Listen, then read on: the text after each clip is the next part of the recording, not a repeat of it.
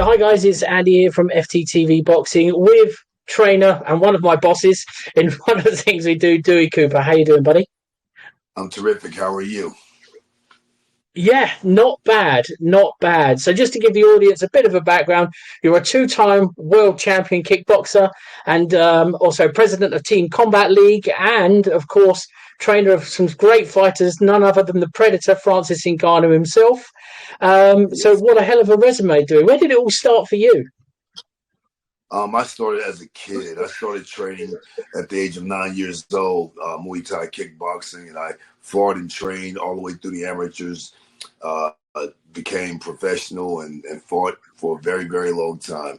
So the majority of my life, about at this point now, what would that be? About 85% of my life I've been in the sport of martial arts and pugilism. I started at 9, had my first amateur fight at 10, and I've been doing it for over 40 years now.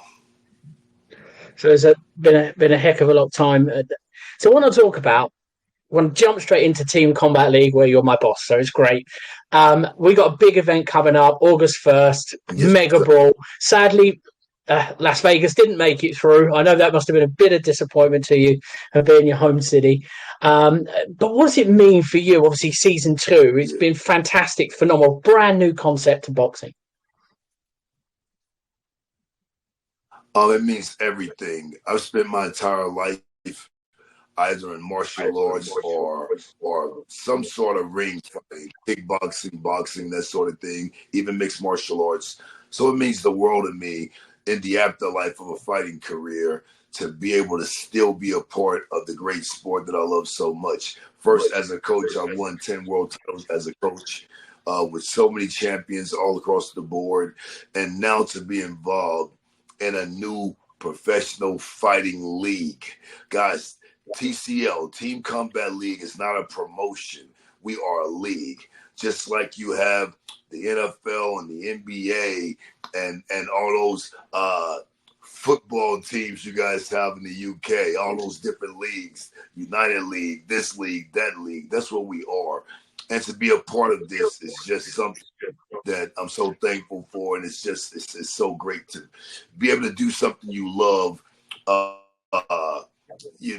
in the afterlife of your career, man. Not everyone is as fortunate as I am to be able to do so, but I'm just very happy and very blessed.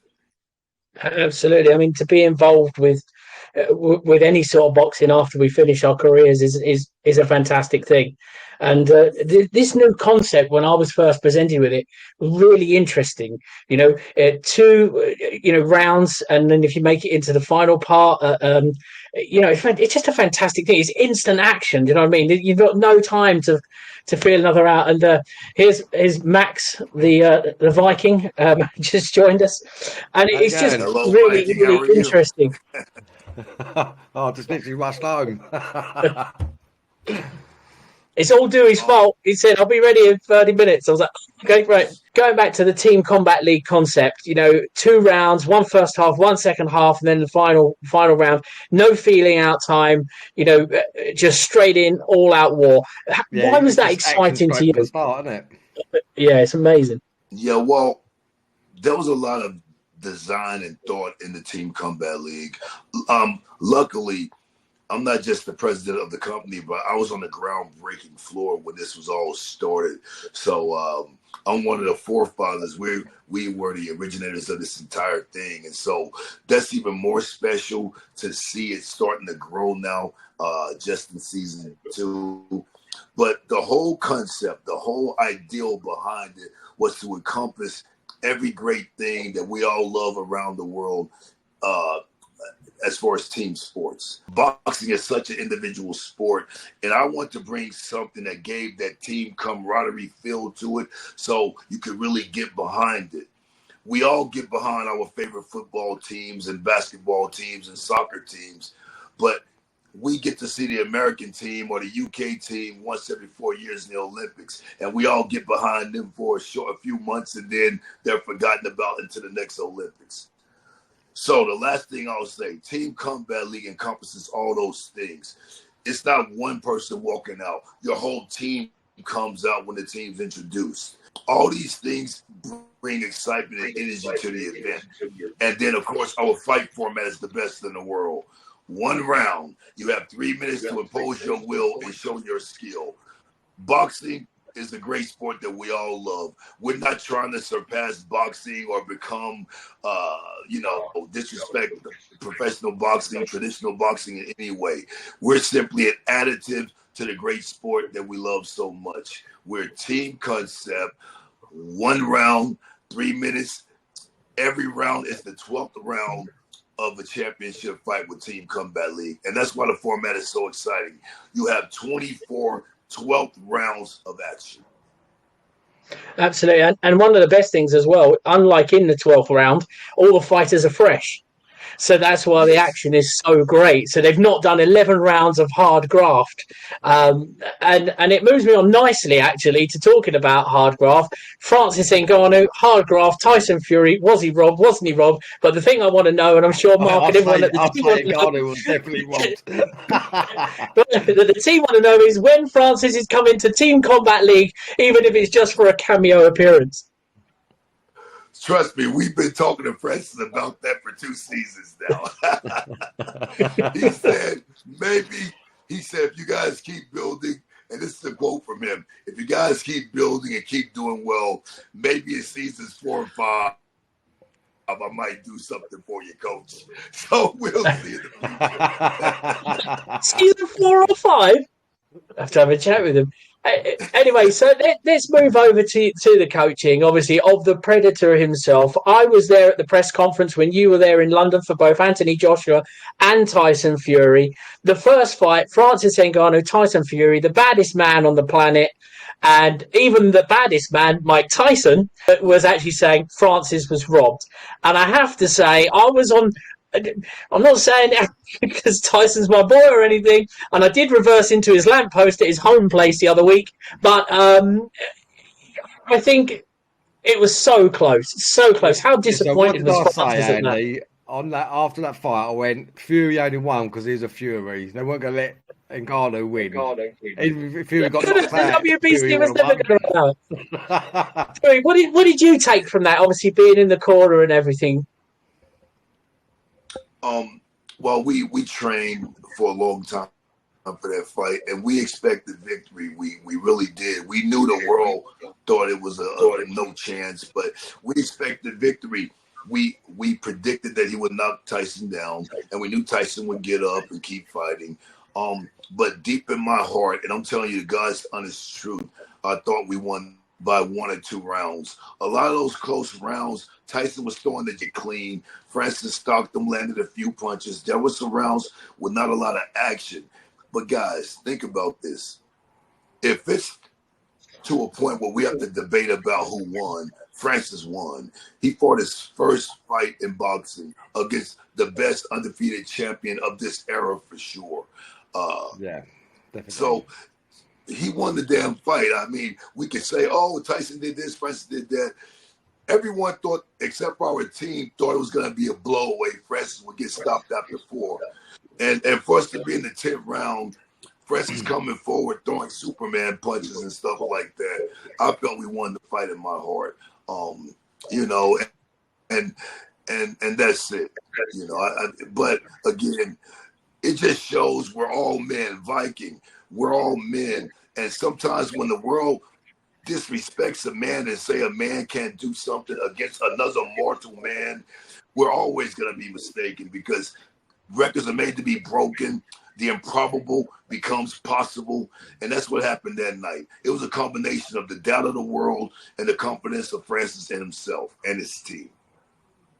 Absolutely. I mean, he gave a hell of a show, an absolute hell of a show. Did himself very, very proud. Yeah. And we were debating on that. And I was talking to, I think, Eddie Hearn about it shortly before the fight. And I said that labeling this the baddest man in the planet is completely wrong because the baddest man in the planet would have been ripping Fury's legs and arms off and feeding them to him. And that's Ngannou. There's no debate about that at all. rule.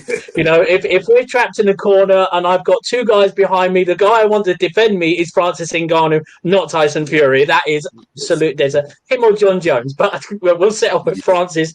And on the press conference, he's such a lovely guy as well. People see everyone in fight mode, so it was one of those things. He is a superstar, Ngannou, right? But he ain't a flash man. He ain't brash. You know what I mean? He's not like Fury is. Fury's very loud, very cocksure of himself. Francis is not like that. He's very like a humble man, isn't he? He's like and what story he has? Yeah, his story is real, guys. The story is real. It's an incredible story.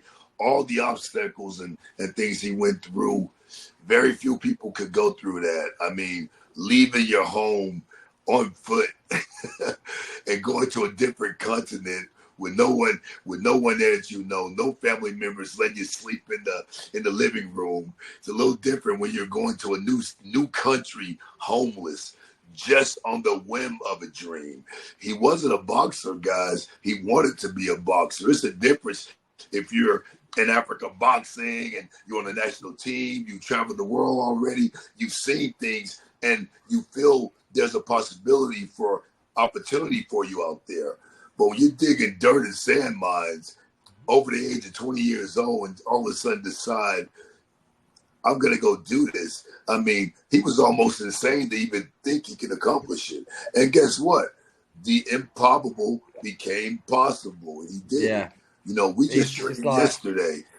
And in case you guys didn't know, his fight was announced, so I can finally talk about it. He's fighting in Saudi Arabia October 19th, PFL. So the fight was finally announced, and so we're excited about Francis' next outing, and it will be in mixed martial arts, by the way. Yeah, will we see Francis in the ring again, like boxing? I'm sure you will. Remember, guys. I mean, if you look at the pre-fight promotion of the Tyson Fury fight, I told you guys what was going to happen. If you look at the pre-fight promotion of the Anthony Joshua fight, I told everyone this was a more dangerous fight than Tyson Fury. I kept saying it. I thought if we got Joshua in trouble like we got Tyson Fury, Francis would definitely finish it. But I knew the Anthony Joshua fight was a much more dangerous fight than Tyson Fury because of that equalizer, that power, in his right hand. So that night didn't go all the way. But that's what champions do. You have to bounce back. So it's definitely not over for Francis. He has opportunities, and he'll explore them. I can't say what he's going to do, but I'm sure he'll do what's right for him. But just because he lost one boxing fight doesn't mean the boxing opportunities all of a sudden disappeared. Yeah, that's right. Business is booming for Francis Ngannou. The thing about him is they're going on to the AJ fight. I mean, AJ's a different kettle of fish to obviously Tyson Fury, and I think that the first fight against Tyson give AJ the blueprint. And there's arguments about was Fury taking Francis seriously and all the rest of it. Perhaps he didn't, perhaps he did. But Anthony Joshua was always going to do that. AJ and he respected. I will put that word in. I think he respected Francis more than Tyson did, and I think that by that respect, and that's what obviously saw the fight through. But I don't want people to forget that this is, Anthony Joshua wasn't holding any titles, but he's a double heavyweight world champion, possibly about to take the third off Daniel Dubois coming up. And people forget that this is the caliber a man in his second only fight is fighting against. And I believe, if he'd had, obviously that was the fight where the money was, obviously, but if he'd have gone down and started with a Joe Joyce or something that end, he would have been very, very quickly working his way up the league. And obviously, His Excellency has said recently over this Jake Paul stuff, Francis was a recognised world champion in his discipline. So has very great ability. Absolutely. And remember, the crossover fight is always done well. The James Toney, Randy Couture fight did well. The Mayweather-McGregor fight was exceptional and did extremely well. So this wasn't a Jake Paul type of thing. This was two Yeah. champions and two different disciplines fighting one another. And people always try to discredit what happened that night about Tyson Fury not taking it seriously. Remember, guys, the psychological side of fighting is very important. I'm the first to say that. But when you have 30 minutes to fight someone, at some point you got to take the fight serious, especially after being knocked down.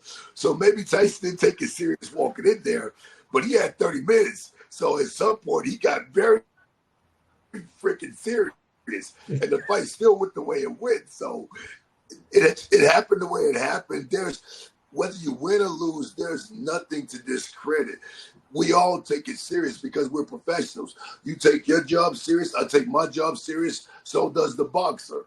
So whether he was mentally focused on, Tyson Fury I'm talking about, whether he was mentally focused on a serious fight with Francis, he still trained every day. He sparred with Joseph Parker, and I know Joseph. Joseph's a great guy. I just had a brain fart there. Tyson was sparring with Joseph Parker to get ready for Francis. That's real work. So he took something serious. So that's all. Do you know what though? I mean, this is where the crossover, it sort of is very difficult, because Francis will last 34 minutes or 36 minutes in a boxing ring, but Tyson Fury will last 15 seconds in the octagon, and that's being generous. I mean, it really is. Yeah, well, I think he may last a little longer, but he would get stopped for sure. And remember, guys, I'll give you guys a little boxing history. All you boxing people out there, there has been a few crossover fights. The first one was Tim Silva versus our guy Ray Mercer. And Ray Mercer did knock him out. The boxer won the first crossover fight. Boxing champion versus UFC champion. Ray Mercer knocked out Tim Silva. So it has happened where a boxer has gotten in the cage and defeated the MMA guy. So we should see more boxers do it as well. I would love to see MMA fighters going into the boxing ring like we've seen with Conor and Francis, and then some boxers going into the cage. Of course, we think the MMA fighters should win in the cage like the boxers should win in the ring. But we talked about the power of man and the power of a determined man. So I like to see it. Maybe the MMA dude sweeps every boxer that gets to the cage. Maybe he doesn't. Until we see it, we don't know. In the case of Tyson Fury versus Francis Ngannou in the cage, I would say definitely Francis would take him out. But I would still love to see it. Listen, that would be a big sellout. No matter where that's held. I don't think Paris Fury would want to see it. But I mean, there could be, and I think as well, the Team Combat League thing could be a great way to see more UFC guys and cage fighters come over to that for that very reason as well. It's a fantastic fighting event. I know we've just gone back to it, but for me, I mean, I can't wait for season 3.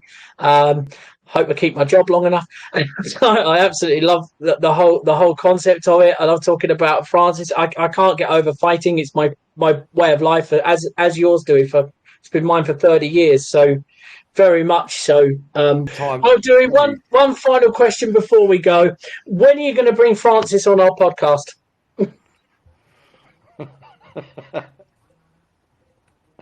Man, let me tell you something. Francis has his own media going on. You never had a chance of interviewing the Queen of England, and she recently passed away, so it ain't happening.